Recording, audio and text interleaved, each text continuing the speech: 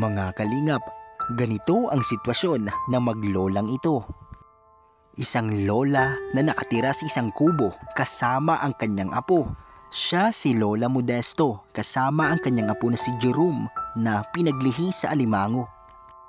Ngayong araw na ito ay sinamahan tayo ni Kalingap Edu para sa pag-scout at sa ating gagawing unang charity vlog. Halina at panoorin ang bidyong ito at alamin ang kalagayan ng maglolang ito.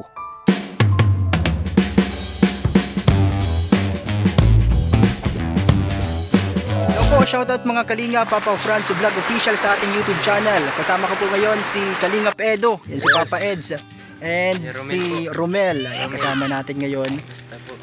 Meron kaming pupuntahan din ngayon, yung matanda. Nakalimutan ko yung pangalan ng matanda. Kubo lang din po yung bahay niya. Yan, papakita din natin kay Kalingap Edo. Yan, sa kapitbahay namin dun dito sa lugar na to.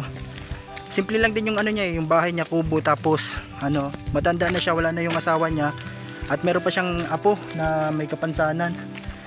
Kaya mahirap din yung buhay. Tapos minsan ang ginagawa niya, ang tawag dito, familiar ka ba yung yung mga nangihilot siya pag pag halimbawa yung may bata na may lagnat, sa kanya lumalapit, napahilot na pag yung mga tawag dito, parang yung mga natural na pag naghihilot, nagsusuob, ganyan, mga ganon. Pag may mga sakit yung mga bata, ganyan, sa kanya nalapit. Kaya wala din siyang ibang tanungin natin siya kung anong ibang pinagkukunan niya. Kasi mag-isa lang talaga sila doon. Mamaya papakita ko namin yung yung lugar nila. Meron lang kaming binalag din dito. Yan, makikita nyo yan at mapapanood sa channel ni Kalingap Edu. Grabe, abangan po natin yan mga Kalingap. Pero maganda dito, mapresko yung lugar, kahit kahit na malayo-layo yung nilalakaran, mahangin din. Buti at hindi na masyadong mainit. Merong pinya yung kasama nyo nagkukuha na yata ng yung pakuan. Nakarami na yata ang pakuan dun sa nandun naghihintay dun sa sasakyan. Pakuan. Ito pinya, binigyan tayo ng nakasalubong naming ang tawag dito yung sasakyan na hauler. Grabe. Tara po mga Kalingap, let's go. Yan, salamat kay Kalingap Edo dahil sasamahan tayo ngayon. Yan, at si Romel. Yan, let's go. Yan, kasama natin dito lang sa may unahan. Kasama pa rin natin sila Kalingap Edo at si Romel nandyan. Diyan ka na muna. Yan. Dito sa lugar na to, yung may matanda din na dito. Wala na silang kasama sa buhay sila na lang din. Kausapin natin Kalingap Edo kung kumusta sila dito. Si Papa Eds. Ito marami din itong mga may mga beneficiaryo ka mga din yung mga seniors na din talagang maka-upload ko lang kanina. Talagang mahal-mahal niya din ang mga senior. Yan, kanyang napapanood niyo po sa channel. Yung mga meron din dito yung dito ang daan. Dito po kami dumadaan. Simple lang din yung yung bahay niya dito, kubo lang din. Dito kami nagpapahilot, nagpapasuob kapag may halimbawa masama yung pakiramdam. Yan, kasi yung iba yung mga walang pampadoktor dito na napahilot, napasuob. Yan, kaya malaking tulong din yung ginagawa ng mga yung marunong maghilot. Yan.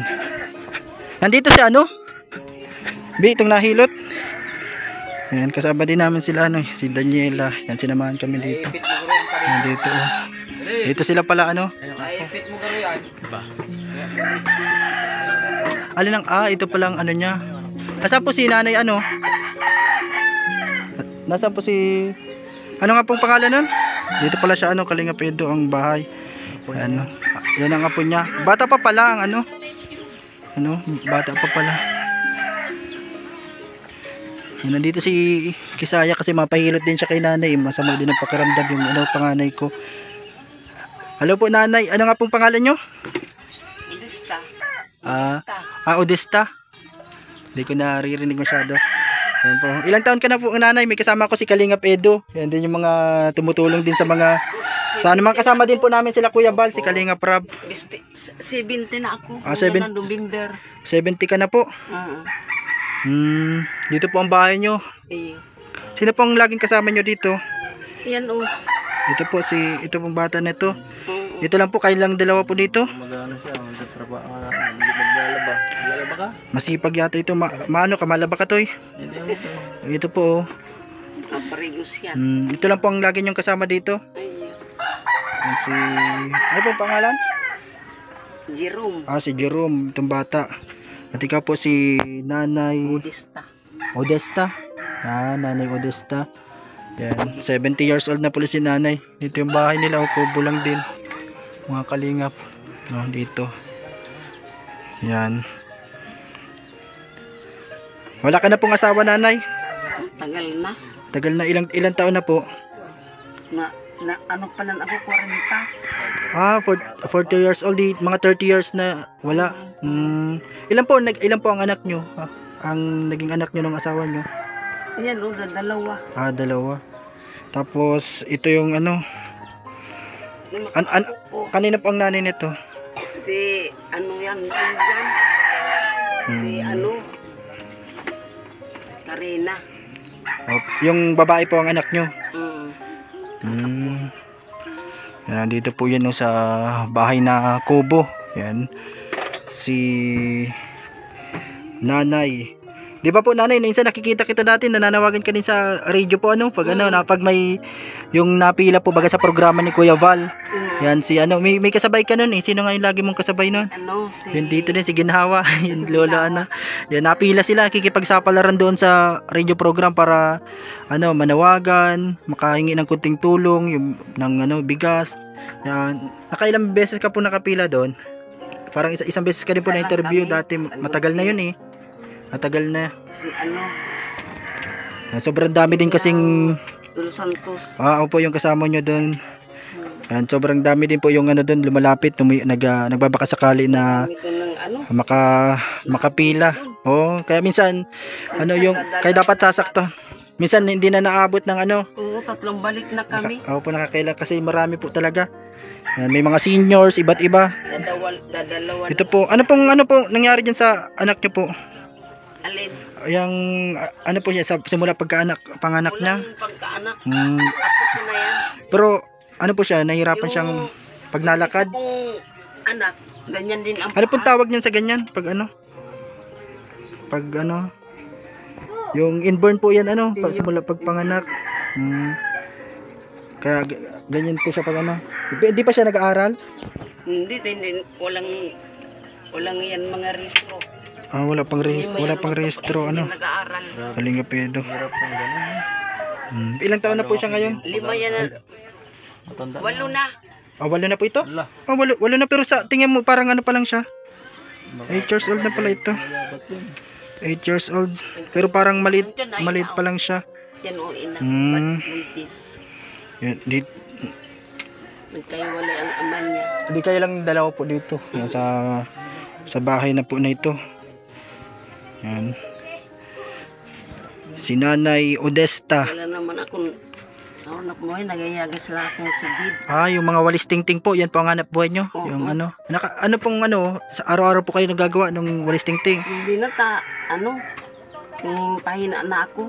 Hindi ko na kaya sa nyugan. 70 years old na po pala mga kalingap ito si Nanay. Dati po kayo sa mga yan sa nyugan.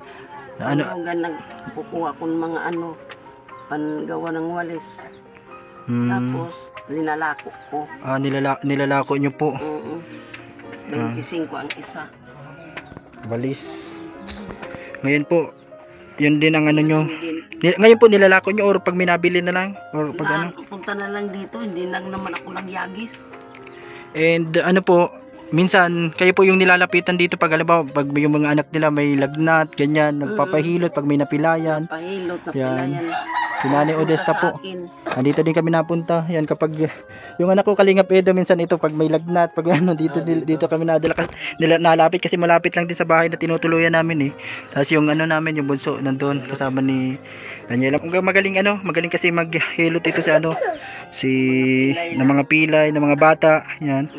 Yung parang ano niya din dito sideline niya din pag ano. Yan. Galawan. Si Pag Nanay. Ang dami.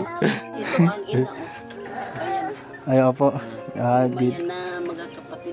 Sakit sa ulo, magaling ka man ay maghilot. Masakit ng ulo. Bakit masakit ang ulo mo? Kalingap ito. Yan. Ito yung anak niya, oh.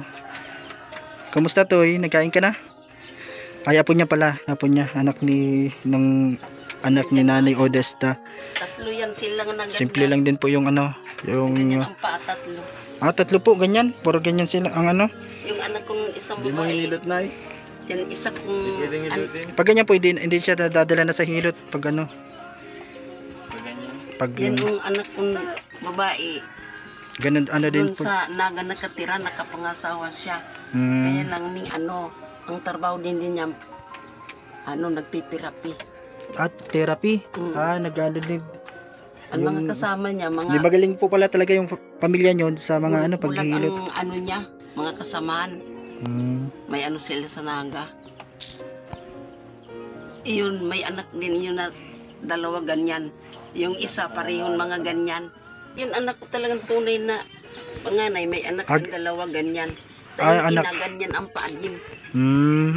Yung anak nyo po, ganyan. Pinaglisaan it. Magano pinaglisa. Alimango daw kaya pala parang naging yung niya, iba naging yung paa. Yung paa ni Tutoy. Nakapag-aral. Walang restro. Ito maligo or nahihiya siya nandito. Yan ang nautusan ko pag Nagkain na po kayo, Nay. Saan po kayo naluto? Dito sa niyo, Pugon. Dito. Yan. Dito yung lutuan nila. Yan sa yan, may mga kahoy. Yan yung mga dito, mga karaniwang mga bahay. Ayan ito.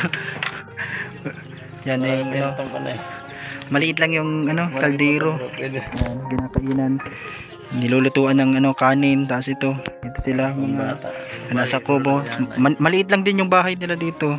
Si Nanay Odesta. Yan po ang tawag din sa inyo dito ng mga kapitbahay nyo.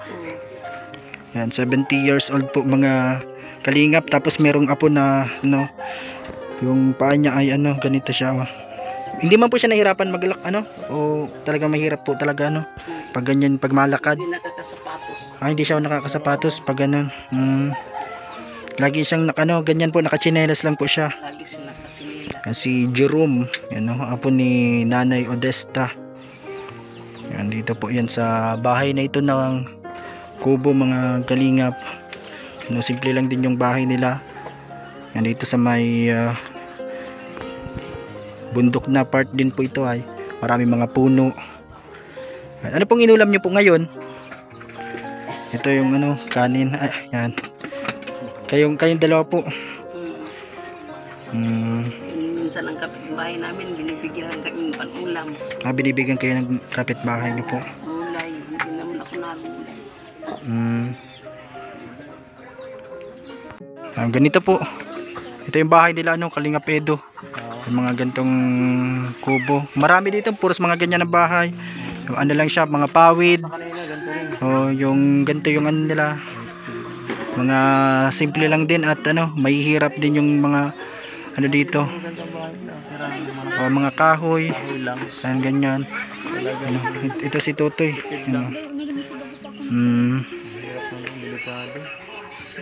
Po. Buwan mo lang magagamit itong bahay na ganito. Madupok na yun. Mga siya ito, mga luma na din yung pawid yung doon sa pinunta natin mga din yung mga anahaw, yung halimbawa pag nag-akyat ka pala diyan pabubulsot ka na, halimbawa may kukunin ka sa bubong kaya dito mabubulsot yung Ayan. Si Nanay Odesta. Dito po yan mga bahay din dito, mga kubo. ano, si Brianna. Dito siya napahilot. Masama pang pakiramdam mo?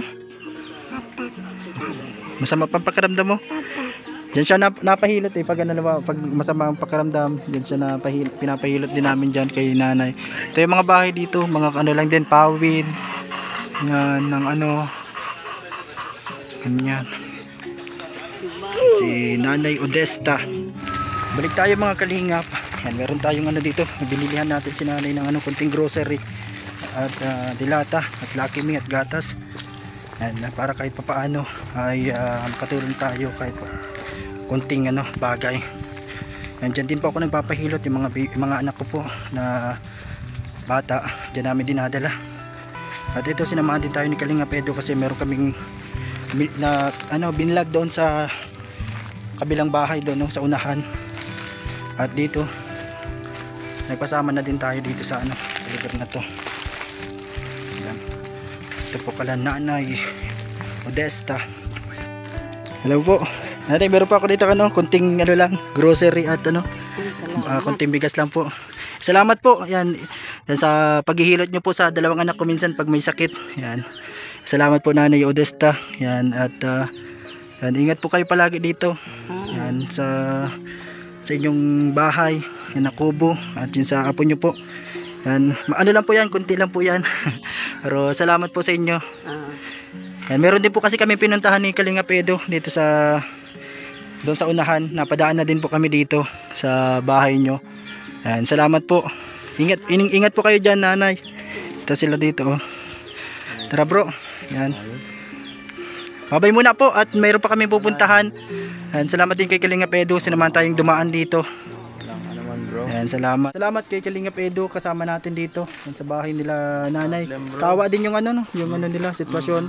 Lalo na yung apo niya, ganun din yung kalagayan at bata pa, hindi nakakaaral. Nandito ka para tumulong sa kanila. Yan, ano din ng first time din natin ano. Ayun, wala pa tayo masyadong ano source na ano. Pero kahit pa paano siguro mga susunod na buwan. Na-inspired din ako sa kanya kasi tinulungan niya yung nasa baba doon yung bata. Yan, abangan niyo po sa channel niya. Sige po, abangan niyo 'yun. Yan. Thank you po sa inyong salamat. Panunood. Salamat kay Kalingap Edo. Patuloy lang po kayo sa suporta sa kanya. Yan kay Kalingap Edo at sa kanyang mga vlogs at sa mga ano nila. Yan, thank you. Salamat. Oh bro, salamat sa pagsama din sa akin sa pag repair ng mga ano. Yan, marami pa tayong pwedeng mapuntahan dito sa mga susunod. Sige bro. Yan, salamat po mga Kalingap. God bless you all. Ito po mga Kalingap, nandito kami. Papunta na doon sa iba vlog ni Kalingap Edo, yung papakilala natin na bata. Yan dito yan oh. Nakapunta ka na dati dito sa part na to. Dati yan kala dito kasi yung lugar. Season 1 pa lang to bro. Yan kala Jonah Bay dito oh. Kitang-kita yung bahay dito.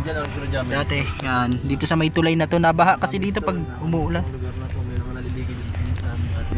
Oh, dati. Dito, ito yun yan dito, meron ditong binahayan si Kuya Bal.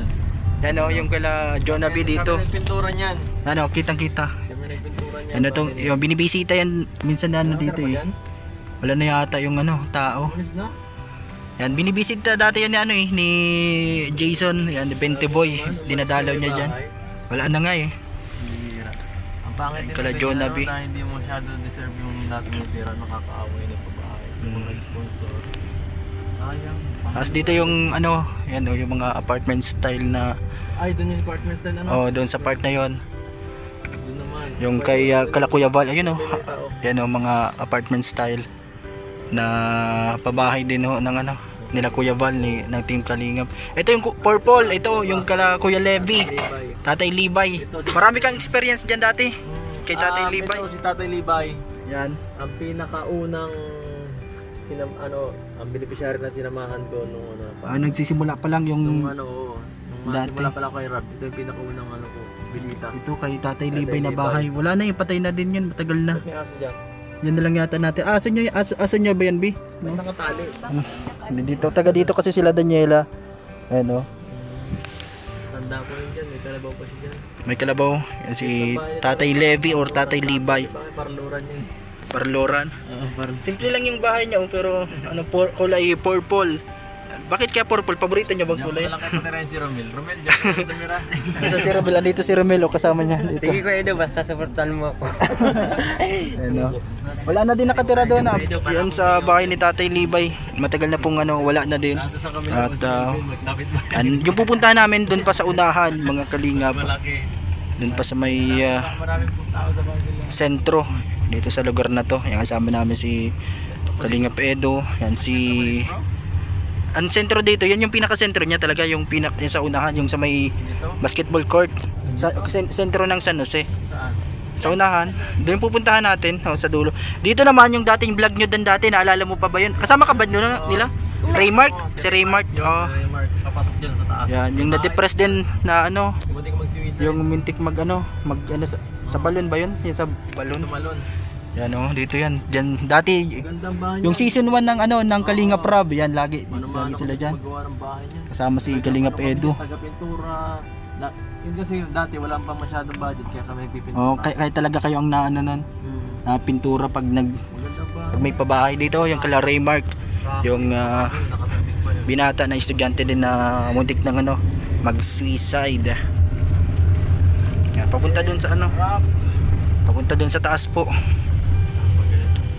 Ibang lugar. Yan. Nasa ibang dimension tayo. Yan, nasaan na nandun madaw yung Bahay, friends. yung pupuntahan namin si Oyang din ang pangalan yun dito ng San Jose.